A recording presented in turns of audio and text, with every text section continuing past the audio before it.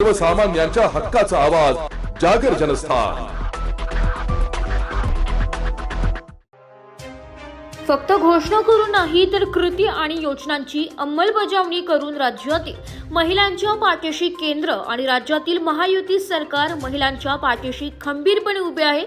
ग्रामीण भागातील प्रत्येक घरात एक महिला उद्योजिका निर्माण करून आर्थिकदृष्ट्या सक्षम करण्यासाठी विकासाची प्रक्रिया राबविणार असल्याचे प्रतिपादन माजी खासदार डॉक्टर सुजयदादा विखे पाटील यांनी केले।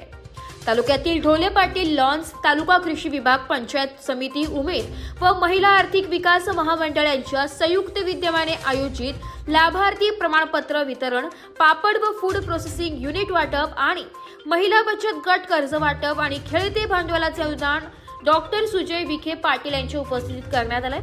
कार्यक्रमाच्या अध्यक्षस्थानी सौ नीलम अमोल खताळ होत्या। तसेच महायुतीचे पदाधिकारी लाडक्या बहिणी मोठ्या संख्येने देखील उपस्थित होत्या। कार्यक्रमाच्या सुरुवातीस महिलांनी औक्षण करून डॉक्टर सुजय विखेंना राखी बांधली आणि कार्यक्रमातील सहभागाने उत्साह निर्माण केला। यावेळी महिला बचत गटामध्ये प्रामुख्याने फूड प्रोसेसिंग युनिट, मसाला यंत्र, पापड यंत्र यांचे वाटप करण्यात आले।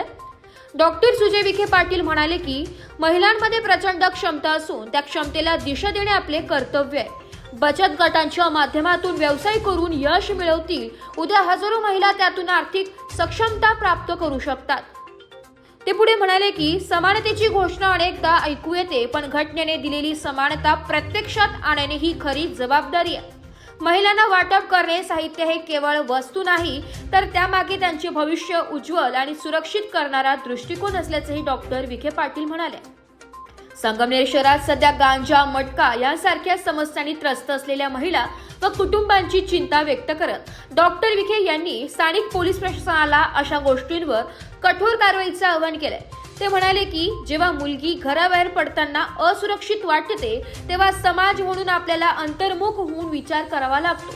कार्यक्रमात त्यांनी सांगितले की महायुती सरकार हे महिला भगिनींच्या पाठिंब्यामुळेच आजचे महायुतीचे सरकार सत्तेवर आले। प्रधानमंत्री नरेंद्र मोदी यांच्या विश्वव्यापी नेतृत्व आणि मार्गदर्शनाने राज्यात मुख्यमंत्री देवेंद्र फडणवीस, उपमुख्यमंत्री एकनाथ शिंदे आणि उपमुख्यमंत्री अजित पवार यांच्या माध्यमातून यशस्वीपणे जनतेसाठी काम करीत आहे। राजकारणाबाबत स्पष्ट भूमिका मांडताना त्यांनी सांगितले की कोणताही विकास एकट्याने होत नाही। मतदारसंघात केलेल्या कामावर जनतेचा विश्वास आहे आणि तो विश्वास तसाच राहील यासाठी सातत्याने प्रयत्न करत राहावे। कार्यक्रमाच्या अखेरीस डॉक्टर विखेंनी 12 ते 16 ऑक्टोबर दरम्यान राहता येथे परमपूज्य प्रदीपजी मिश्रा महाराज यांची शिवपुराण कथा आयोजित करण्यात येणार असल्याची माहिती दिली। या कथेसाठी गावनिहाय महिला गटांची नाव नोंदणी सुरू करण्यात येणार असून 5 द्वारे सहभागी होता येणार आहे।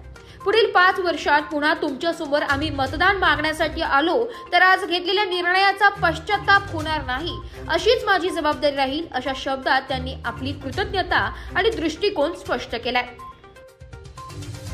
जागर जनस्थान करिता हेमंत शेजवळ, शिर्डी।